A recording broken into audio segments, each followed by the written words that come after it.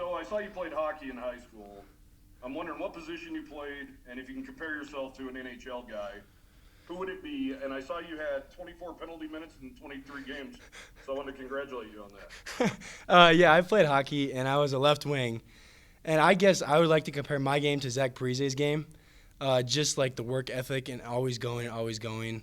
Not always getting the goals, but just always there for his teammates and always working hard. I suppose, I was never the more crafty, skilled guy, but I was always the guy that was a bruiser, so that was the penalty minutes. But, yeah. Yeah, the other stat that Cody brought up to Craig was that I believe you have more receiving yards in high school history than Larry Fitzgerald. That's got to be pretty surreal, to think about. Yeah, that was a really cool moment when I found that out. I didn't even know until our senior night banquet. Coach Bauman, our head coach at the time, stood up and went through the stats, and it shocked me, but I was really grateful to be in that position. So it was a surreal moment for sure. I looked up to Larry Fitzgerald many times throughout high school and elementary school, and I think he's one of the most underrated receivers in the league for sure. Craig mentioned you specifically as someone who's looked really dynamic this spring, and he mentioned that you put on some weight. You've been better all around. He also brought up your ability to win, the 50-50 ball. I'm curious, one, what is your mindset when going up for a jump ball? But two, where have you kind of seen yourself improve the most this spring and become more dynamic? Yeah, I'd say credit to the strength staff for putting some weight on. The weight was a huge key factor in what I've been able to do this spring. Just being able to go up and get those 50-50 balls with the knowing of that there's always going to be somebody there in college football, and I found that out throughout the years. And so just always knowing that there's going to be somebody there, you have to be ready for the contact, and you have to have tight hands with the squeeze and catch the ball. And that's kind of what I've had in my head going up for those 50-50 balls is there's some tough dudes out here, so you gotta be the best in what you do. And I guess just the most that I've improved, the biggest area I've improved in is probably those 50-50 balls.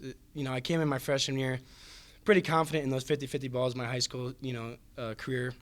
And then getting here, like I said, there's always somebody collapsing on you when the ball's thrown to you. So you just got to be ready with those tough hands. And so I think that's probably my biggest improvement is those 50-50 balls. How difficult was it transitioning from – because you were a wide receiver in high school, correct? Yeah, yes, sir. How tough was that transition? I imagine that's got to be a pretty different world to an extent. Yeah, it was for sure a tough transition, just always, not always, but being in the trenches, with the linemen. And like I said, before college, I was never in a three-point stance in high school. I was always that receiver split out. Even if I was in the backfield, whatever. And so it was a tough transition, but between Coach Moore and Coach Grant and all these guys that have been able to help me, it's been really a smooth transition, but a tough one. It sounds like from listening to Coach Bull that your transition's been good enough that the tight end's going to become a more active part of the offense. That's kind of an honor for you that he would think that, right? Oh yeah, I'm very grateful for that point of view for sure, and I'm excited because like I tell the tight ends room, when our name is called, we're gonna go answer that call. So if our name is called, if our number is called, we're gonna go make a play, point blank. So. Yeah, does it feel like you guys are going to maybe have more opportunities in this kind of new looked offense? Yeah, I think Coach Polasek is a big guy on better well done than well said. And so, you can say what you want, you can say all you want, but when you do it well done, it really makes a difference. And so I think we're going to go in with a game plan, and we're going to stick to that game plan, and we're going to use the tight ends, we're going to use the receivers, we're going to use the backs. I mean, it's going to be a ball game. Treyton, speaking of Polasek, I saw that he invited you to Iowa when you were in high school. You spent the day there. I assume you were happy when you found out Wyoming was hiring him as an offensive coordinator? Yeah, especially just having that relationship with Coach Polasek, from high school. It was a really smooth transition for OCs for me. I was very blessed to be able to know Polasek and have that pretty good relationship with him from high school going into college here. So when I found out Coach Polasek was our guy, I was pretty excited. I read a story earlier that said you had a list of goals that you put on your wall all the way from middle school through high school. I'm curious if you still have a list on your wall, and if you wouldn't mind sharing, if you do, what your list says. Yeah, so that list was very special to me, and I started out by saying I want to make the varsity football team. And then I said I wanted to start on the varsity football team. And then I said I wanted to be on the national football team and go to the Nike opening, play Division I football, and then make it to the NFL.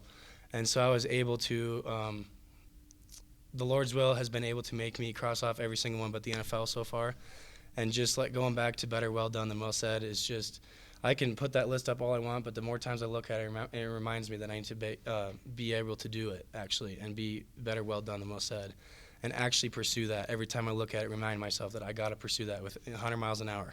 If I make a mistake, it's 100 miles an hour. You know what I'm saying? So it's like, I still have a bulletin board with all my goals up there, and I look at it every day, and I remind myself why I'm here. Because everybody has a why, and you just got to stick with that why and know that why. And if you can't get out of it to accomplish that why, then you got to get into it. So my biggest thing throughout this spring ball has been able to just get into it if you can't get out of it in order to get to your why. So. Where does that mindset come from? Is it something that you learn from your parents? Because not everybody, puts a list up and crosses it off. A lot of people, when they don't get it, they crumple up the list and just pretend it never existed. Yeah, I would say parents had a huge part to do with it. And also, I've been, reading books. I'm a big book reader. The Slight Edge is a great book, and it talks about incremental change over a long period of time. And it talks about just being able to continue with that change and not compare yourself to others when you start to see change, and just keep going, because that 1% better every day will turn into, a huge percentage by the end of the year or 2 years. So it's getting in the right mindset with your free time. It's filling things with peace, joy, and happiness, as opposed to comparing yourself with others, because as soon as you compare yourself to others, that's when you start to fall back. So it's you versus you in the end of the day.